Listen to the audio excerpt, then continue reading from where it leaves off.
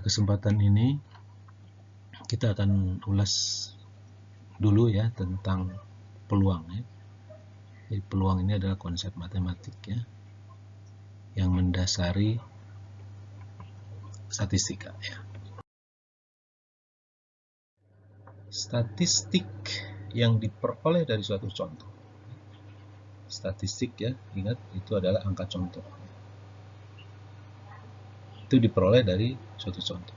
Adalah salah satu hasil dari hasil-hasil yang mungkin muncul dari suatu populasi. Jelas ya?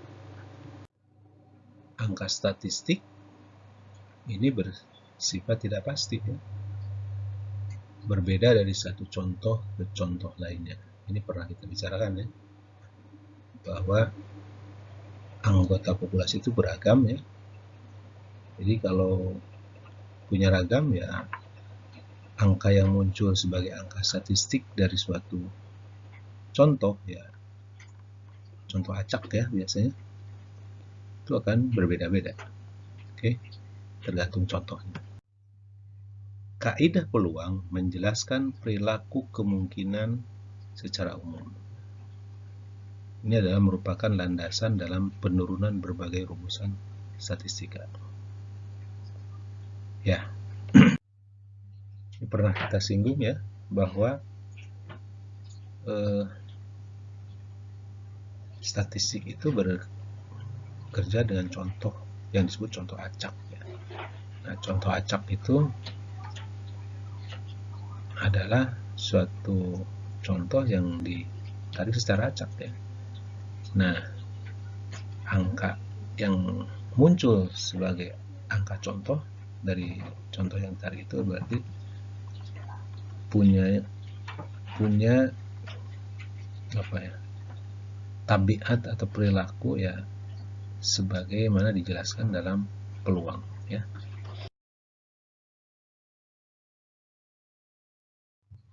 Peluang contoh dan kejadian. Oke. Tindakan berpeluang ada yang menyebutnya eksperimen ya atau percobaan. Itu adalah tindakan berpeluang ya. Itu adalah tindakan yang dapat memunculkan lebih dari satu macam hasil. Ya. Nah, realisasi dari tindakan berpeluang tertentu ya, memunculkan salah satu dari hasil-hasil yang dapat atau mungkin muncul tersebut. Ya.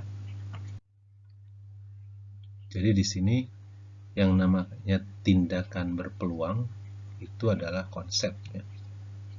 Konsep itu adalah suatu pengandaian kalau itu dilakukan maka akan muncul lebih dari satu macam hasil. Nah, kalau itu dilakukan maka akan muncul dari salah satu itu. Dari yang lebih dari satu macam itu salah satunya akan muncul. Nah, jadi realisasi itu adalah kalau tindakan itu dilakukan. Oke.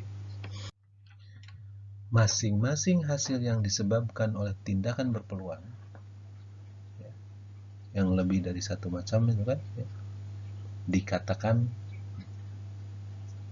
memiliki peluang untuk muncul. Ya. Himpunan semua hasil yang mungkin dari suatu tindakan berpeluang ya, dari suatu percobaan atau dari suatu eksperimen itu dinamakan ruang contoh. Itu dilambangkan dengan huruf S ya. Nah, kejadian adalah himpunan bagian dari ruang contoh. Karena dari ruang contoh kan himpunan. Ya, himpunan bagiannya disebut kejadian. Sebagai ilustrasi tentang ruang contoh dan kejadian ya, coba kita perhatikan tindakan berpeluang atau percobaan yang berupa toss sebuah koin. Ya. Ada dua hasil yang dapat muncul dari tindakan tersebut, ya, dari toss koin itu, yaitu satu, munculnya sisi gambar, kita gambarkan lambang dan G, atau sisi angka A, ya, kita lambangkan. Jadi ini toss coin ini merupakan suatu percobaan yang paling sederhana, ya, yang menghasilkan lebih dari satu hasil yang mungkin, ya. Nah, ini adalah lebih dari satunya, hanya dua, ya, ya, G atau A, ya. Oke. Ruang contoh dari tindakan berpeluang tersebut tentu adalah kita lambangkan sebagai S, suatu himpunan, ya. Isinya adalah G dan A saja, ya. G itu untuk munculnya sisi gambar, A untuk munculnya sisi angka. Dari ruang contoh ini kita bisa sebut, ya, adalah S sendiri itu adalah kejadian. Kita sebut sebagai munculnya sisi gambar atau angka, ya, karena S itu himpunan bagian dari S, ya. Kemudian suatu himpunan, sebut saja A, yang isinya adalah A itu kita sebut sebagai munculnya sisi gambar, ya, A. Itu isinya adalah G di situ, ya. A itu adalah himpunan bagian dari S. Jadi A itu adalah kejadian, ya. Jadi munculnya sisi gambar adalah kejadian, ya. Himpunan bagian lain yang disebut B kita sebut sebagai munculnya sisi angka, ya. Berarti B itu adalah kejadian, ya. Munculnya sisi angka adalah kejadian apabila sebuah koin ditos, ya, atau dari tos sebuah koin, ya. Munculnya hal lain selain sisi angka atau sisi gambar, selain S berarti, ya, pokoknya selain apa yang terkandung di dalam S itu dinamakan sebagai himpunan kosong, ya. Kita bisa perhatikan di sini, ya, hal menarik ini, ya, bahwa kalau himpunan kosong itu adalah hal lain selain sisi angka atau sisi gambar, ya. Itu isinya banyak sekali, ya. Kalau A dan B itu isinya satu, ya. A isinya hanya muncul sisi gambar, B itu munculnya sisi angka. S hanya dua, ya. Isinya ada G atau A, ya, atau G dan A, ya. Isinya itu aja, S itu. Nah, tapi kalau himpunan kosong ini, ya, selain itu, ya, selain itu banyak sekali, ya. Bisa kita sebut misalnya apa, ya, toss koin lalu muncul kucing, ya, ya, ya, itu muncul kucing itu masuknya selain A atau G, ya, dia masuk ke himpunan kosong, ya. Ini hanya ingin disebutkan bahwa kalau dari toss coin itu muncul tadi kejadian toss coin, ya, lalu muncul kucing gitu, ya, tadi, ya. Nah, itu adalah kejadian muncul kucing itu, tapi itu adalah masuk ke dalam himpunan kosong. Tapi himpunan kosong itu adalah himpunan bagian dari S, ya. Dan himpunan bagian dari S itu adalah kejadian, ya. Artinya toss coin lalu muncul kucing itu adalah kejadian dari S juga sebenarnya, ya. Jadi di sini menyebutkan bahwa kejadian itu mencakup segala macamnya. Nanti dari kejadian-kejadian itu ada yang termasuk di dalam S, ada yang di luar S. Yang di luar S itu jadi masuknya ke himpunan kosong. Nah, tapi himpunan kosong itu adalah kejadian. Di luar S itu adalah kejadian. Ya.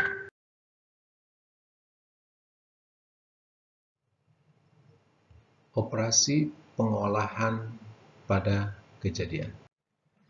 Nah, operasi-operasi pengolahan yang berlaku pada himpunan berlaku pada ruang contoh dan kejadian-kejadiannya. Ya, karena tadi ruang contoh dan kejadian itu didefinisikan sebagai himpunan, ya, operasi-operasi pengolahan himpunan berlaku.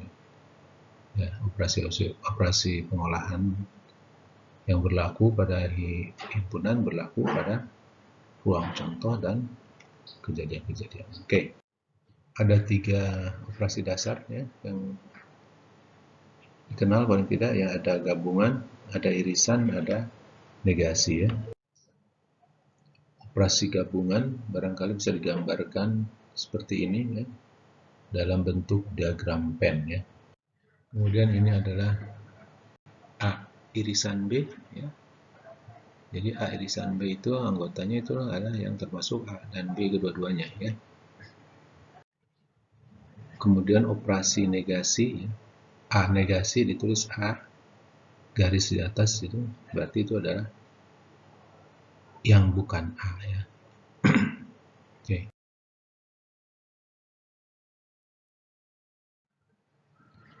Nah, mengingat definisi tadi, definisi ruang contoh dan kejadian, Anda bisa coba ini ya, untuk mengaplikasikannya ya.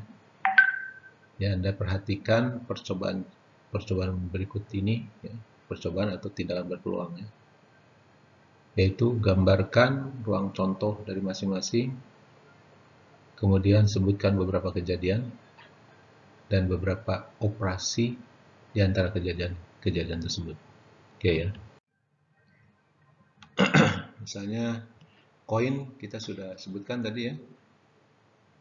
Anda kemudian coba bayangkan juga dadu ya. Kalau tos dadu ya. Kemudian kalau tos 2 koin ya, 2 koin. Coba Anda bayangkan itu apa yang hasil yang mungkin kalau 2 koin tos ya. Kemudian yang keempat misalnya tos koin dan dadu ya. Apa aja yang mungkin ya. Coba Anda buat ya. S-nya seperti apa ya. Salah satu kejadian Anda bisa sebutkan ya. Kemudian 5 apa? Menghitung banyaknya kendaraan yang melalui ruas jalan tertentu pada waktu tertentu ya. Jadi Anda bayangkan Anda nongkrong itu suatu pojok gitu kan, menghitung kendaraan yang lewat ya. Jadi hasilnya mungkin ya bisa macam-macam ya. Nah, ini adalah menghitung kegiatannya ya. Nah, berarti kalau menghitung yang akan muncul adalah angka ya. Nah, Anda bisa bayangkan. Kemudian mengukur tinggi badan. Nah, ini mengukur ya, tindakannya. Ya. Kemudian menimbang bobot badan ya. Coba Anda bayangkan ya. Seperti apa kira-kira ruang contohnya, lalu apa kejadiannya, dan bagaimana operasi kejadian salah satunya. Oke. Nah, sekarang kita akan jelaskan tentang peluang suatu kejadian. Berdasarkan definisi aksiomatik. Ya. Definisi aksiomatik itu artinya batasan-batasan yang harus berlaku ya. Jadi kalau kita berbicara peluang ya ini yang harus diterima ya, sebagai landasan pembicaraannya. Kalau membicarakan peluang ya. Atau disebut di sini aksioma peluang ya. Peluang suatu kejadian A ya. A itu kejadian dituliskan sebagai PA ya. P A-nya dalam kurung ya. itu adalah angka yang menyatakan besarnya kemungkinan bahwa kejadian tersebut akan muncul. Ya. Kejadian yang tidak mungkin muncul atau disebut kejadian mustahil, peluangnya dinyatakan sebesar 0. Ya. Dan kejadian yang pasti muncul, peluangnya dinyatakan sebesar 1. Ya. Kejadian-kejadian yang mungkin muncul. Kalau mungkin muncul berarti mungkin juga tidak muncul. Jadi mungkin muncul dan mungkin tidak muncul. Ya. Peluangnya berkisar antara 0 dan 1. Ya. Jadi kejadian yang mungkin ini tidak bisa dipastikan. Tidak dipastikan muncul dan tidak dipastikan tidak muncul. Ya. Maka peluangnya adalah antara 0 untuk peluang mustahil dan 1 peluang pasti. Ya. Dan itu merupakan jumlah peluang semua unsur S yang termasuk di dalam kejadian tersebut. Ya. Jadi unsur-unsur A berarti ya. Tentu A itu di dalam S. Oke. Jadi di sini bisa dituliskan ya, P himpunan kosong ya. Peluang himpunan kosong itu sama dengan 0 ya. Karena itu himpunan kosong itu adalah mustahil ya. Kemudian peluang S berarti adalah peluang keseluruhan unsur-unsur atau peluang semua hasil ya yang mungkin itu adalah 1 ya. Dan itu pasti. Dan peluang A itu suatu kejadian A itu ya. A itu himpunan bagian dari S. Itu ada antara 0 dan 1 ya. Dalam menyatakan antara itu ada sama dengannya ya.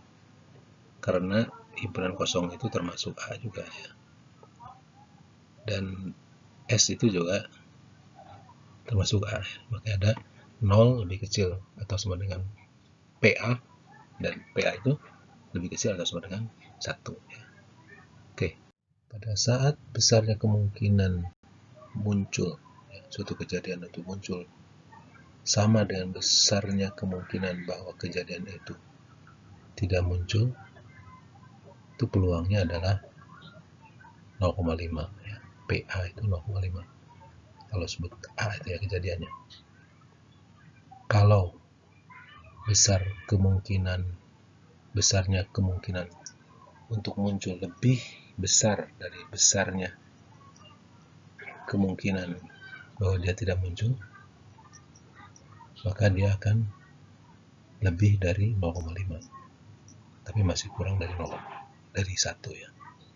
Sebaliknya kalau besarnya kemungkinan bahwa kejadian itu muncul lebih kecil ya, daripada besarnya kemungkinan bahwa dia tidak muncul, maka peluangnya adalah kurang dari 0,5 tapi lebih besar dari 0 tentunya.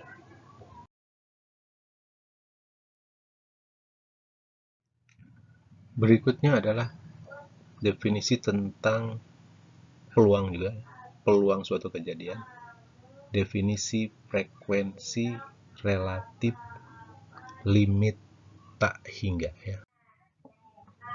Makna limit tak hingga bagi peluang itu menyatakan bahwa peluang suatu kejadian adalah frekuensi relatif kejadian untuk ulangan tindakan berpeluang limit tak hingga ya. Jadi definisi ini menyatakan bahwa peluang suatu kejadian itu ya, adalah frekuensi relatif. Kalau percobaannya atau tindakan berpeluang itu diulang. sampai tak hingga. Jadi artinya di situ kan bisa dihitung berapa frekuensi A ya kalau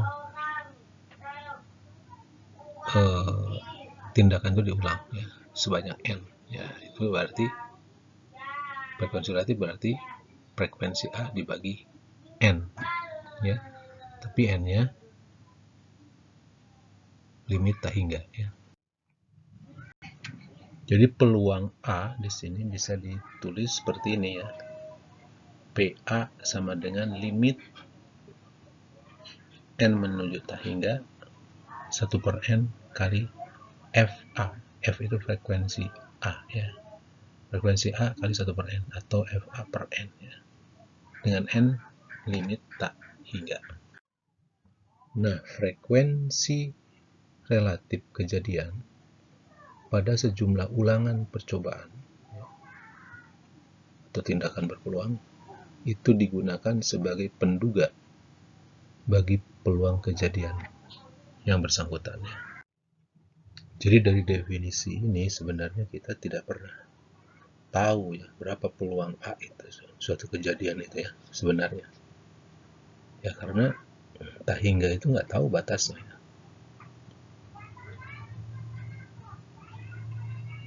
Tetapi ya semakin besar n ulangan ya semakin dekat lah, karena frekuensi relatif A itu dengan peluang A ya, teoretik. Tapi sampai batasnya berapa ya tidak tahu.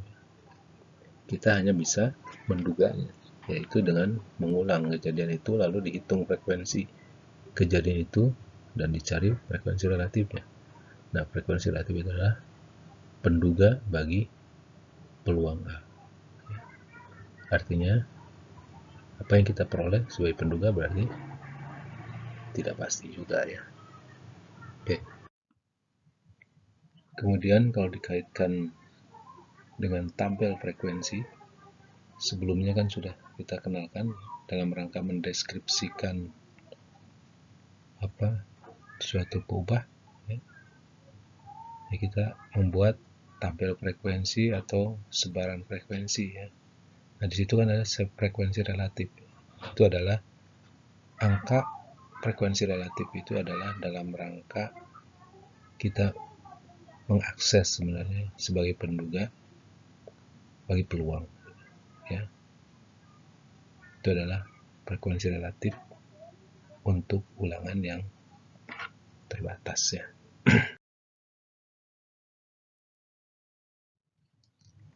Nah, kita kembali ke Toscoin ya, sebelumnya pernah kita singgung ya. Tentukan nilai-nilai peluang berikut ini ya. Yang pertama, munculnya sisi gambar atau angka ya. Kalau sebuah koin ditos ya, bukan dilempar ya. Kalau dilempar kena orang nanti. Ya, ditos. Nah, yang muncul ya kalau normal ya gambar atau angka ya. Kalau gambar, kalau nggak gambar ya angka. Jadi munculnya sisi gambar atau munculnya sisi angka itu adalah pasti ya. Jadi peluang munculnya sisi gambar atau sisi angka itu adalah peluangnya pasti. Berarti peluangnya 1. Karena munculnya sisi gambar atau sisi angka itu berarti adalah S ya. Sebelumnya kita sudah singgung ya. Yang kedua, munculnya yang lain ya, selain munculnya sisi angka atau sisi gambar. Nah, munculnya yang lain ya selain munculnya sisi gambar atau sisi angka ya, apa misalnya munculnya kucing ya misalnya ya, tadi sudah kita singgung, atau gunung meletus ya. Nah, kalau kita membicarakan Toscoin yaitu adalah hal yang tidak mungkin ya. Itu adalah himpunan kosong. peluang himpunan kosong 0 ya. Nah, jadi peluang munculnya sisi gambar atau sisi angka itu peluang S 1 ya, dan peluang yang lain selain munculnya sisi gambar atau sisi angka itu peluangnya 0 ya, itu pasti ya, 1 atau 0 itu tadi ya, itu berdasarkan aksioma ya, dan itu adalah sejalan dengan akal sehat ya, mestinya begitu. Oke. Nah, yang ketiga adalah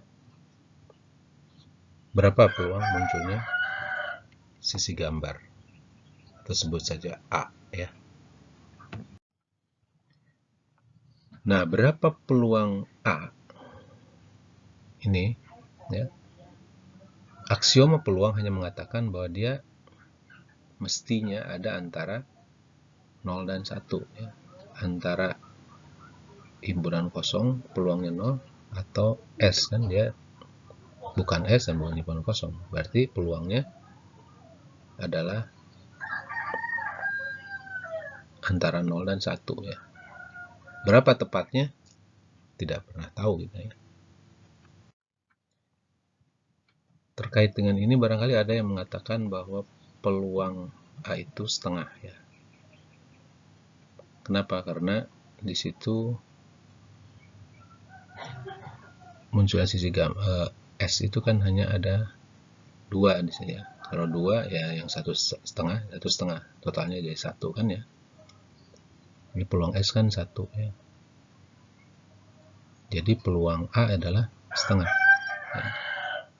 Itu baru betul kalau koinnya seimbang. Kalau koinnya seimbang berarti peluang munculnya sisi gambar dan peluang sisi angka, munculnya sisi angka itu sama. Kalau sama ya yang 1,5, 1,5, total jadi 1. Tapi kan kita nggak tahu, ini tidak cerita bahwa koinnya seimbang. Kalau nggak seimbang gimana? Ya nggak tahu. Dan kita nggak tahu apakah koinnya seimbang atau tidak. Nah, jadi peluang A kita tidak tahu ya. Nah, peluang A tidak bisa kita pastikan ya berapa tepatnya. Kita hanya bisa menduga ya.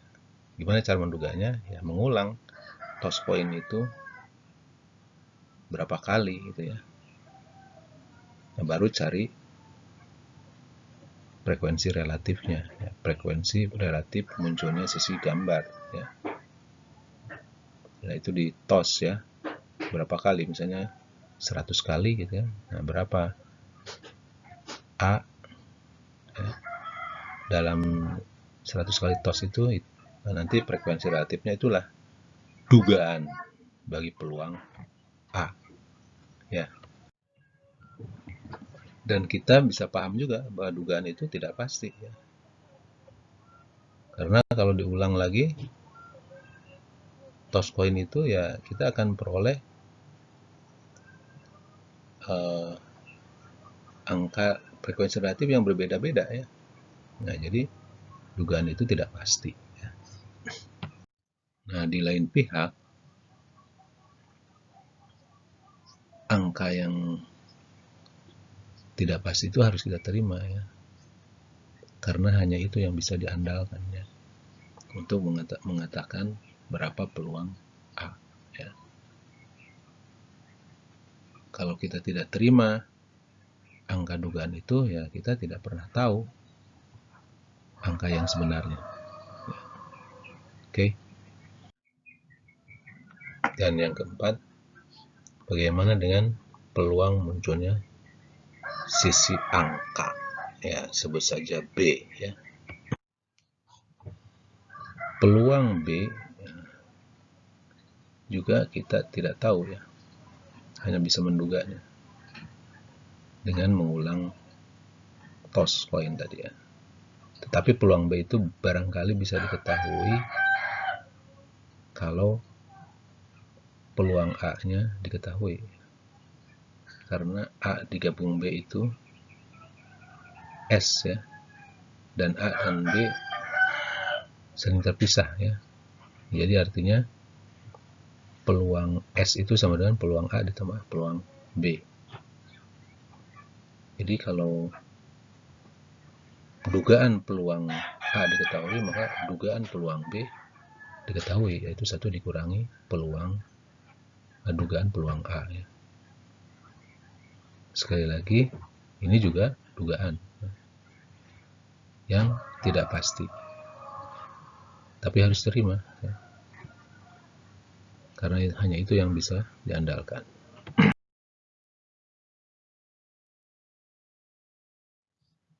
Nah, dalam pembahasan tentang peluang ya, ini perlu dipahami apa itu kejadian terpisah ya. Dua kejadian sebut A dan B ya, dikatakan sebagai dua kejadian terpisah. Itu adalah istilahnya adalah mutually eksklusif ya. Apabila dua kejadian tersebut tidak dapat muncul secara bersama-sama ya. Atau dengan kata lain, A dan B itu saling terpisah kalau A irisan B atau intersection dari A dan B itu adalah himpunan kosong. Kalau interseksi atau irisan A dan B itu himpunan kosong, berarti peluang A irisan B sama dengan 0. Ya, peluang himpunan kosong kan 0 ya. Apabila dua kejadian A dan B saling terpisah, maka peluang kejadian gabungan kedua kejadian tersebut adalah sama dengan peluang kejadian A ditambah peluang kejadian B ya. Jadi ini adalah konsekuensi dari kejadian yang terpisah ya. Nah, apabila A dan B ini tidak saling terpisah, maka peluang A gabung B itu adalah peluang A ditambah peluang B minus peluang A irisan B ya. Jika A dan B tidak saling terpisah, berarti ada anggota A dan B ya, yang termasuk A dan B sekaligus ya. Nah, ketika menghitung peluang A, itu termasuk peluang A dan B. Juga ketika menghitung peluang B, itu termasuk A dan B juga. Sehingga ketika dijumlahkan peluang A dan peluang B, berarti itu adalah peluang A dan B-nya 2 kali masuk situ ya. Ketika peluang A dan ketika peluang B. Nah, jadi ada 2, berarti dikurangi 1 A dan B-nya ya. Jadi peluang A gabung B itu adalah peluang A ditambah peluang B dikurangi peluang A irisan B ya. Kalau A irisan B tidak kosong ya. Ketika A irisan B kosong, maka peluang A irisan B 0 ya. Sehingga peluang A gabung B adalah peluang A tambah peluang B. Cukup sampai situ ya.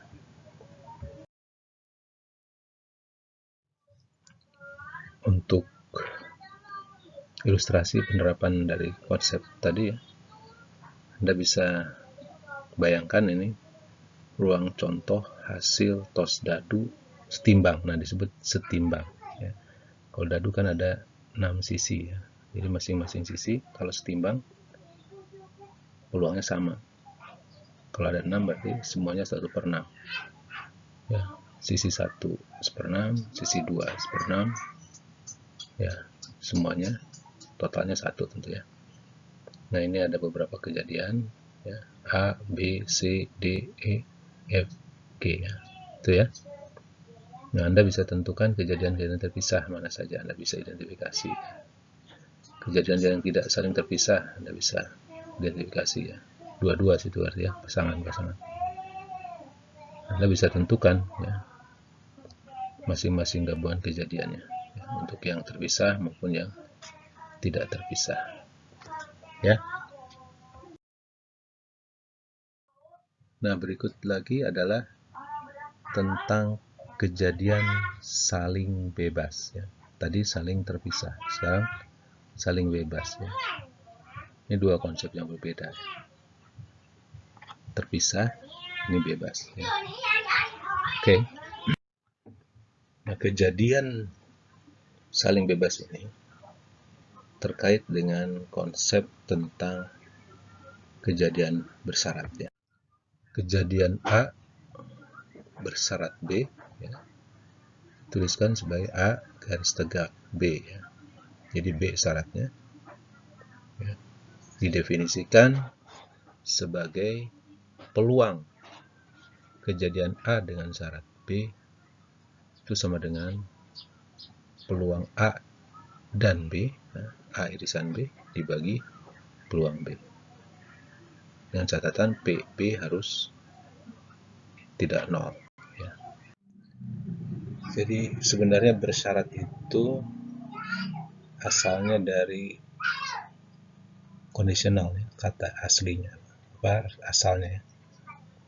Jadi A bersyarat B itu asalnya adalah A kondisional B ya. Jadi B ini menjadi kondisi ya, pembatas pembicaraan tentang A ya. Jadi pembicaraan A pada batasan B ya. Oke. Masalah bersyarat itu misalnya apa ya? Kita punya percobaan tos dadu ya. Tos dadu, sebuah dadu seimbang ya. Lalu A itu adalah munculnya sisi ganjil ya. B adalah munculnya sisi prima misal ya.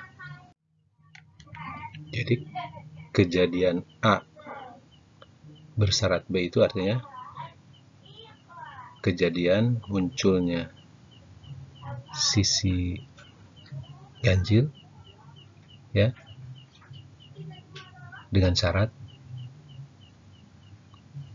atau kondisional yang muncul itu adalah sisi prima. Oke ya. Jadi situ peluang sisi ganjil kalau dia itu sisi prima atau bersyarat prima adalah peluang dia itu ganjil dan dia itu juga prima dibagi peluang yang muncul adalah prima. Ya. Apabila peluang A bersyarat B, peluang bersyaratnya sama dengan peluang A, artinya tanpa syarat B ya, maka dikatakan bahwa kejadian A dan kejadian B adalah saling bebas ya. Nah, terkait dengan tos dadu seimbang, kalau A itu munculnya sisi ganjil, berarti peluang A adalah sisi ganjil kan 1, 3, dan 5 ya. Peluang A berarti 3/6 ya, karena masing-masing 1/6. Peluang B munculnya sisi prima itu 2, 3, 5 ya. Itu juga 3/6 ya. Nah, sekarang peluang A dengan syarat B, artinya peluang A irisan B dibagi peluang B. Peluang A irisan B, A irisan B sendiri ada yaitu 3 dan 5 ya. 2 kan nggak ganjil. Nah, 3 dan 5 berarti peluang A irisan B adalah 2/6 dibagi peluang B 3/6, sehingga peluang A syarat B itu adalah 2/6 dibagi 3/6, 2/3 atau 4/6 ya. 4/6, sedangkan peluang A sendiri adalah 3/6. Jadi peluang A ini di sini tidak sama dengan peluang A dengan syarat B. Jadi A dan B di sini tidak saling bebas, ya. Kalau yang saling bebas apa misalnya ya? Kita misalnya punya dua dadu seimbang, dua-duanya seimbang. Lalu berarti apa? Kalau tos dua dadu seimbang, berarti hasil yang mungkin itu adalah ada berapa macam? Ada 36 ya. Satu dari dadu satu, satu dari dua, ya. Satu, bisa 12, 13, dan seterusnya ya. Yang terakhir 6 dan 6. Ya. 6 kali 6 berarti totalnya ada 36 ya. Berarti masing-masing unsur dalam S-nya adalah peluangnya 1/36. Lalu kita sebut misalnya A itu adalah kejadian munculnya sisi 6 dari dadu pertama. Berapa peluangnya? Itu adalah 6/36. Unsurnya adalah 61, 62, 63, 64, 65, 66. Ya. Nah, kemudian B kita sebut misalnya ya. B itu adalah munculnya sisi 6 dari dadu kedua. Berapa peluangnya? Itu adalah 6/36 juga ya. Unsur-unsurnya 16, 26, 36, 46, 56, dan 66. Jadi ada 6 macam, masing-masing 1/6. Masing-masing 1/36. Jadi 6/36 ya. Kejadian A dengan syarat B itu apa misalnya? Itu adalah munculnya sisi 6 dari dadu 1 dan syarat muncul juga sisi 6 dari dadu 2. Jadi peluang A dengan syarat B adalah peluang A irisan B dibagi peluang B ya. A irisan B ada ya, itu 66 ya. Peluangnya 1/36. Sedangkan peluang B itu 6/36. Berarti peluang A irisan B dibagi peluang B itu adalah 6/36 dibagi 1/36 dibagi 6/36 itu 1/6. Itu sama dengan 6/36 ya. 1/6 ya, sama dengan peluang A sendiri ya, tanpa syarat B ya. Jadi A dan B ini saling bebas. Apabila A dan B saling bebas, maka berlaku kaidah penggadaan, yaitu bahwa peluang bersama A dan B atau peluang A irisan B tadi ya, sama dengan hasil kali peluang A dengan peluang B ya. Karena peluang A dengan syarat B sama dengan peluang A, artinya A dan B saling bebas kan? Maka peluang A irisan B adalah dari rumus atas itu adalah peluang A dan syarat B yang sama dengan peluang A kalikan peluang B. Jadi peluang A aja kali peluang B ya. Oke. Ini misal yang lain ya. Ini tos 2 koin ya. Timbang. S-nya GG gambar-gambar, GA gambar angka, angka gambar, dan angka-angka ya. Jadi masing-masing ada 4. Kalau koinnya seimbang masing-masing berarti 1/4 semua ya, sama peluangnya. A adalah kejadian munculnya sisi angka dari koin pertama, B munculnya sisi angka dari koin kedua, C munculnya sisi gambar daripada koin pertama, D munculnya sisi gambar dari koin kedua. Nah, kemudian coba periksalah apakah antara dua kejadian berikut ini saling bebas. Ya, kita coba ya. A dan B bagaimana? A dan C, A dan D, B dan C, B dan D, C dan D. mana yang saling bebas, mana yang tidak saling bebas ya, dicek peluang bersyaratnya. Gampang ya. Nanti coba. Hal bebas tidak bebas ini nanti akan Anda temui ya dalam analisis statistik ya, dalam statistika ya. Kalau Anda berurusan dengan lebih dari satu peubah ya. Misalnya ada bahwa dua peubah itu saling bebas atau tidak saling bebas ya. Mungkin ada nah itu Anda ingat lagi ya, ini masalah definisi kejadian bebas ini. Konsepnya dari sini sebenarnya. Untuk sementara cukup ya. Terkait dengan peluang ini ada satu lagi yang perlu Anda pahami, yaitu tentang kaidah bias ya. Bias ini adalah ahli matematik ya. Abad berapa ya? Ya, bias.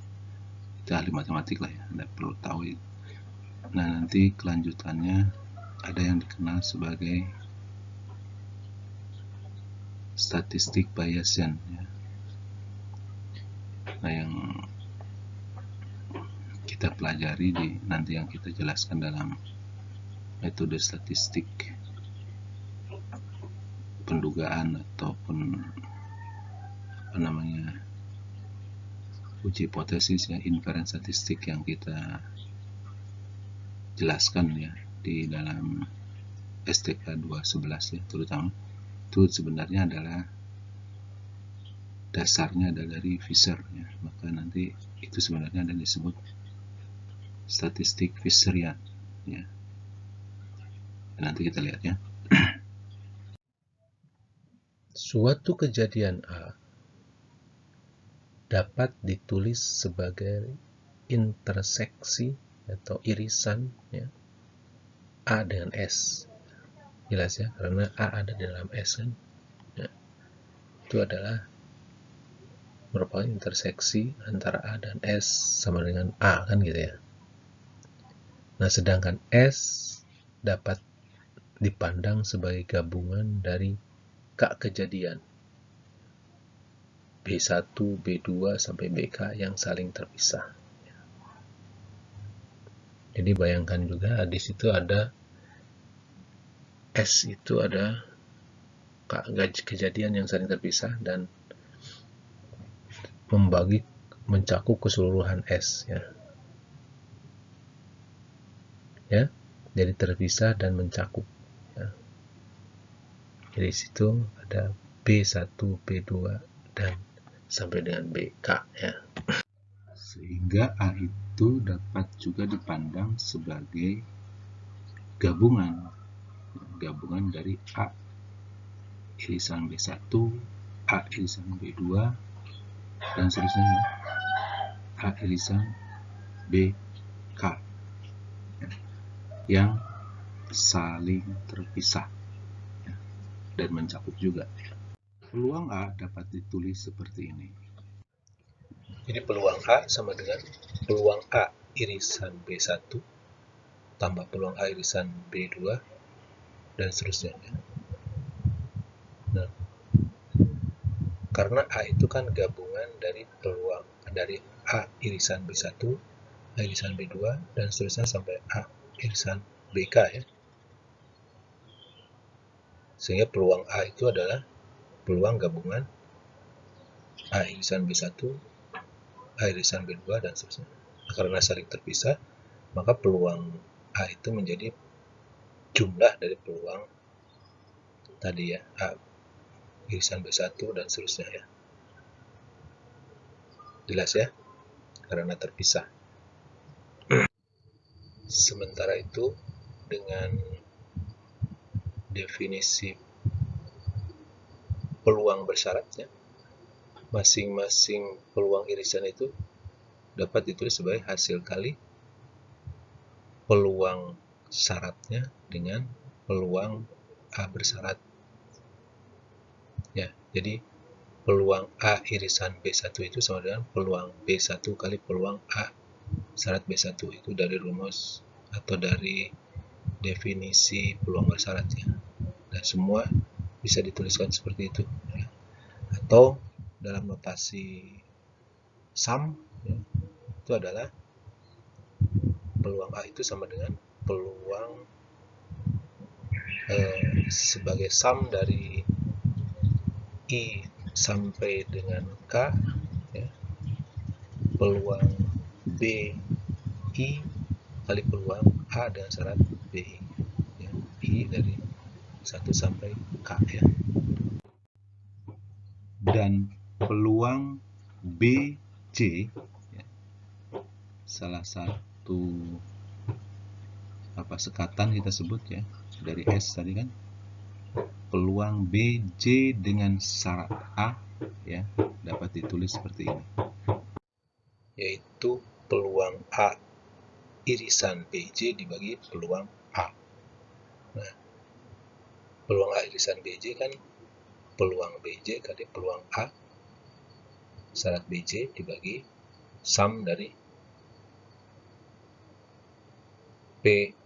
peluang BI kali peluang A dan syarat BI, I dari 1 sampai K, itu adalah peluang A tadi, ya. Oke, ya. BJ ini disebut sekatan dari S, ya, karena dia tadi kan ada B1 sampai BK, ya, yang saling terpisah dan mencakup, jadi itu sebenarnya disebut sekatan, ya. BJ itu adalah salah satu dari B yang sekatan itu, ya, apakah B1, B2 atau BK, ya, salah satu saja. Nah, ini yang disebut sebagai kaidah Bayes, ya.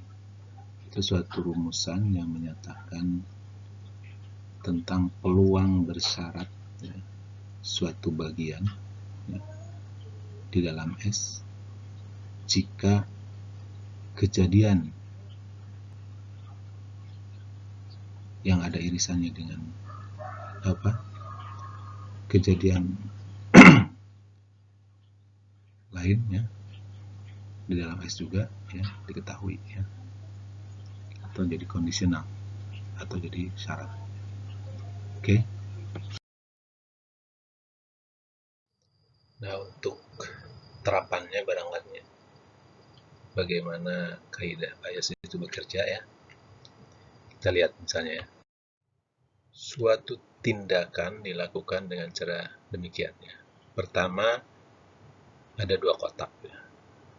Dalam kotak itu masing-masing ada 10 kelereng, ya. Kotak 1 berisi 3 kelereng putih, ya. Yang lainnya terserah, ya, 7 lainnya. Yang kotak 2 5 kelereng putih, ya. Nah, kemudian 1 kelereng diambil dari kotak 1, dimasukkan ke kotak 2. Paham, ya? Diambil 1 kelereng dari kotak 2. Oke, ya, kebayang, ya?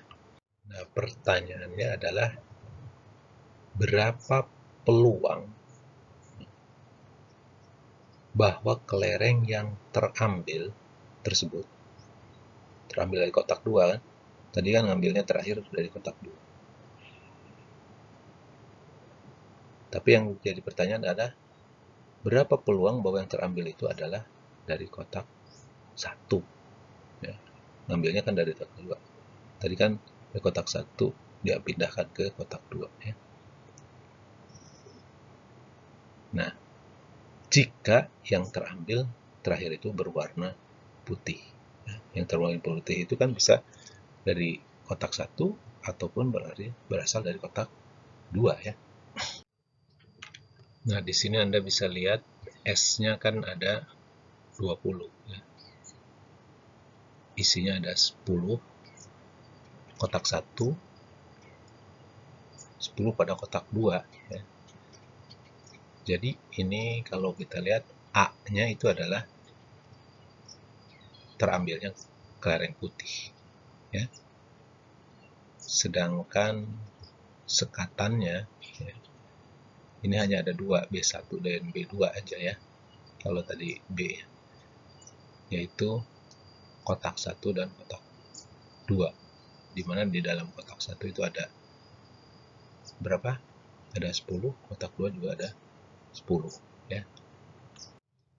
Jadi di sini Anda bisa lihat peluang B1 adalah 10 per 20, peluang B2 juga 10 per 20. Nah, kemudian peluang A dengan syarat dia berasal dari B1 ya, bahwa dia dari B1 adalah berapa? 3 per 10 ya. Peluang A kalau B2 adalah 5 per 10 ya. Anda bisa hitung berapa peluang A jika diketahui adalah B1. Oke. Oh, kebalik ya. Jadi yang jadi persoalan itu adalah berapa peluang B1 jika yang terjadi adalah A ya, syaratnya A ya. Jadi terambilnya berapa peluang yang terambil itu dari kotak 1 kalau yang terambil itu adalah putih ya. Itu adalah peluang B1 dan syarat A. Oke ya. Tadi kita peroleh ya, kita sebut peluang A dengan syarat B1 itu adalah 3 per 10 ya. Itu diperoleh dari peluang irisan A dengan B1. A dengan B1 kan 3 ya per 20 dibagi peluang B1 ya. 10 per 20 dapat 3 per 10. Adapun peluang A dengan syarat B2 itu diperoleh dari peluang A irisan B2 itu 5 per 20 dibagi peluang B2 10 per 20, maka dapat 5 per 10 ya. Jadi coba Anda masukkan ke rumusan Bayes tadi ya.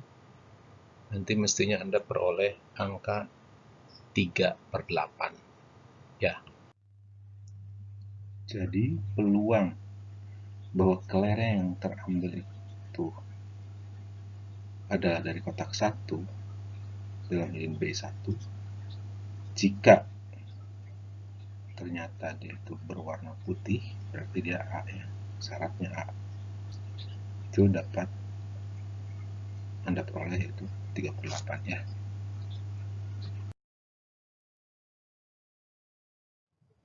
Nah, untuk latihan ya, Anda bisa coba ini, coba gambarkan ruang contoh dari percobaan atau tindakan berpeluang ini ya. Tos 2 dadu. Gampang ya. Coba Anda buat seperti apa itu ya, S-nya. Kemudian tos sebuah dadu dan sekeping koin ya. Oke. Yang kedua adalah menarik contoh ya, 9 dari 58 ya. Ini mahasiswa ya, populasi mahasiswa ada 58 lalu diambil 9 secara acak ya. Nah, coba Anda gambarkan ruang contohnya. Kalau yang kita catat itu adalah nomor anggota populasi, misalnya nomor 1 sampai 58 ya. Kira-kira seperti apa sih ruang contohnya ya. Kemudian kalau tinggi badan seperti apa kira-kira, pendapat orang tua ya, golongan darah ya, seperti apa kira-kira ruang contohnya ya. Anda bisa bayangkan dulu ya hasil yang mungkin, kemudian Anda ceritakan ya, baik verbal atau dengan notasi-notasi ya. Silakan.